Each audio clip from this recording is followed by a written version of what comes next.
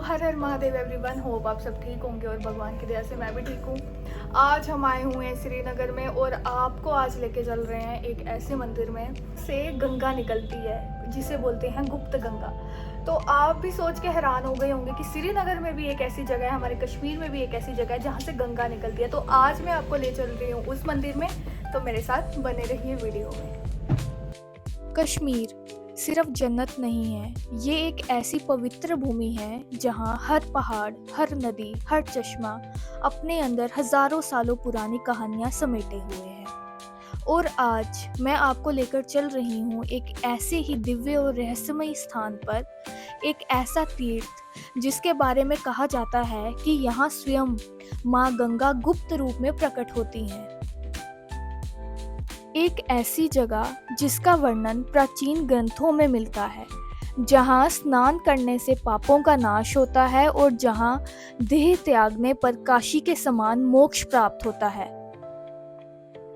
तो स्वागत है आपका एक ऐसी जगह जिसका नाम है श्री गुप्त गंगा तीर्थ, जो कि है निशात, श्रीनगर, कश्मीर में। ये स्थान भगवान शिव के एक बहुत ही पवित्र रूप अमन गंगा ईश्वर के नाम से जाना जाता है। प्राचीन ग्रंथ भृगु संहिता के फटकिसा महात्म्य खंड में इस स्थान की महिमा का विस्तार से वर्णन मिलता है। कहा जाता है कि इस पहाड़ी के शिखर पर स्वयं भगवान शिव और मां शक्ति सभी देवी देवताओं के साथ विराजमान है। इसीलिए इस स्थान को कहा गया सर्वेश्वर, सर्वेश्वरी, यानी वो जगह जहाँ सर्व शक्तियों का निवास है। सदियों तक कश्मीरी पंडित समुदाय यहाँ आकर अपने पूर्वजों के लिए एंसेस्ट्रल रिचुअल्स परफॉर्म करते थे। ऐसी मान्यता है कि जो व्यक्ति गुप्त गंगा के आसपास के सभी पवित्र कुंडों में स्नान करने के बाद यहाँ डुबकी लगाता है, उसके सभी पाप नष्ट हो जाते हैं। और अगर कोई व्यक्ति इस पवित्र भूमि पर अपनी अंतिम सांस लेता है तो उसे वही मोक्ष मिलता है जो काशी में शरीर छोड़ने पर मिलता है। लेकिन इस स्थान का संबंध सिर्फ भगवान शिव से ही नहीं बल्कि एक बहुत रोचक पौराणिक कथा से भी है। कहा जाता है कि राजा बलि यानी धनवरज बलि, जब भगवान विष्णु ने वामन अवतार लेकर उनसे दान मांगा था, उसके बाद मिले श्राप को दूर करने के लिए बलि ने इसी स्थान पर एक महायज्ञ किया था। इस यज्ञ का नाम था श्री चरण नामी यज्ञ। कथा के अनुसार राजा बलि ने दुनिया भर के सभी पवित्र तीर्थों का जल यहाँ मंगवाया था और यज्ञ पूर्ण होने के बाद जो जल बचा इसी जगह पृथ्वी पर छोड़ दिया गया। उसी क्षण से यहाँ गंगा का पवित्र जल बहना शुरू हुआ। इसी वजह से पहले इसे कहा गया वामन तीर्थ और बाद में इसका नाम पड़ा गुप्त तीर्थ और फिर गुप्त गंगा।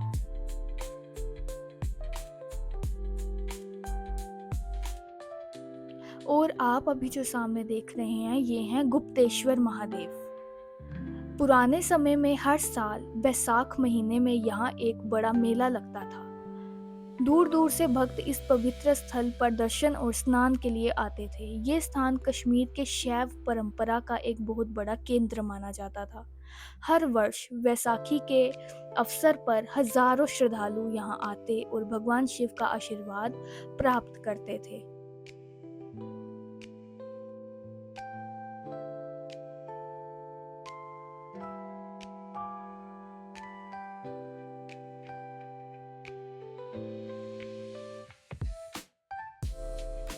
ये है टेम्पल का गर्भगृह।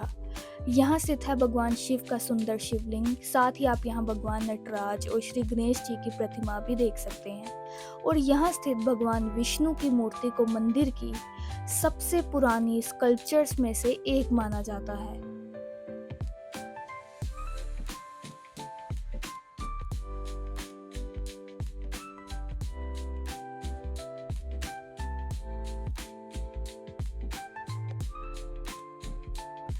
एक और लोक कथा के अनुसार ये वही जगह है जहां भगवान शिव ने एक असुर का वध किया था।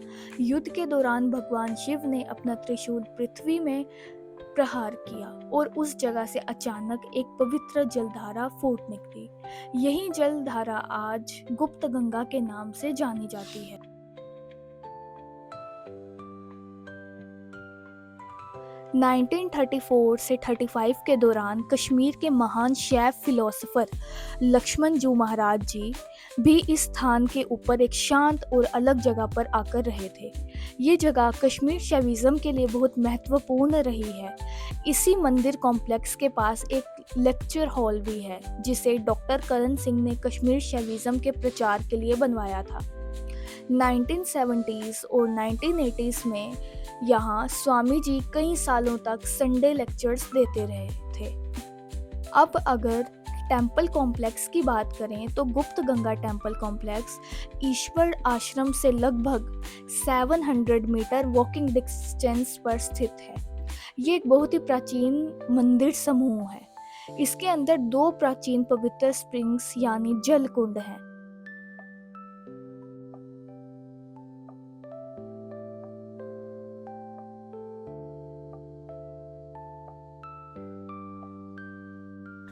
इस मंदिर का रिकंस्ट्रक्शन डोगरा रूल के दौरान महाराजा गुलाब सिंह के समय में हुआ था। बाद में कुछ और एडिशंस भी किए गए।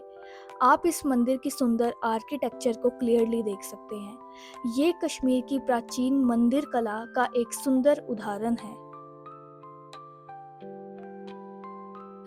अब चलिए मैं आपको दिखाती हूँ मेन टेम्पल।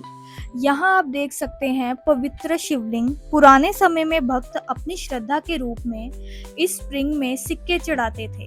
समय के साथ यहाँ से अलग अलग राजवंशों के पुराने सिक्के भी प्राप्त हुए हैं। ये दर्शाता है कि सदियों से लोग इस स्थान को पवित्र मानकर पूजते आए हैं। ये है गुप्त गंगा का मेन स्प्रिंग। ध्यान से देखिए, इस कोने से पवित्र जल बाहर आता है। बिल्कुल यहीं अलग अलग देवी देवताओं की मूर्ति भी स्थापित है। आप स्प्रिंग के अंदर एक शिवलिंग भी देख सकते हैं। यही पवित्र जल फिर दूसरे कुंड में जाता है जहां भक्त श्राद्ध के साथ स्नान करते हैं। गुप्त गंगा सिर्फ धार्मिक रूप से ही महत्वपूर्ण नहीं है। ये स्थान डल लेक के इकोलॉजिकल सिस्टम का भी एक बहुत इम्पोर्टेंट हिस्सा है। ये पूरा एरिया एक नेचुरल वेटलैंड और इकोलॉजिकल बफर जोन का काम करता है, जो डल लेक के हेल्थ और सर्वाइवल के लिए ज़रूरी है। कुछ समय पहले अथॉरिटीज़ ने यहाँ वेस्ट और सीवेज ट्रीटमेंट प्लांट बनाने का प्रपोजल दिया था, लेकिन लोकल लोगों और रिलीजियस लीडर्स ने इसका विरोध किया क्योंकि उनका मानना है कि इससे इस पवित्र और इकोलॉजिकल रूप से डेलिकेट एरिया को नुकसान पहुँच सकता है।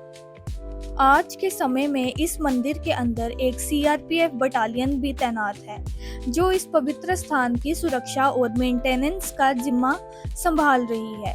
ये भी बताता है कि इस जगह की महत्वता कितनी गहरी है।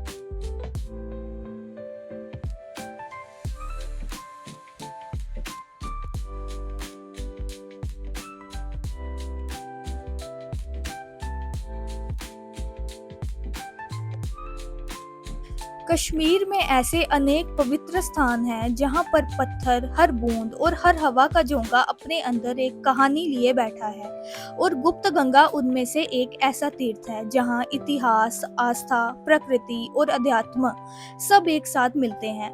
यहाँ आकर सिर्फ दर्शन नहीं होते, यहाँ आकर एक अलग ही शांति का एहसास होता है।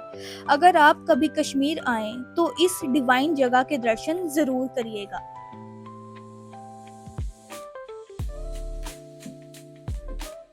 तो कैसा लगा आप सबको दर्शन करके कमेंट सेक्शन पे ज़रूर बताना।